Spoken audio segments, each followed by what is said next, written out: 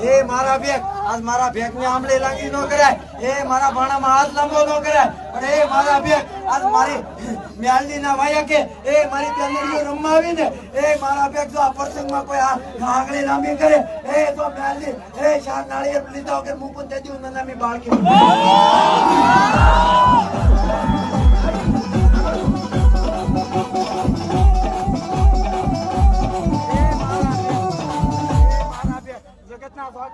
દોડવું ને દોડ લેવાનું એ છેલ્લે વ્યવહાર તેવા મન મે હાલી નાવવો પડે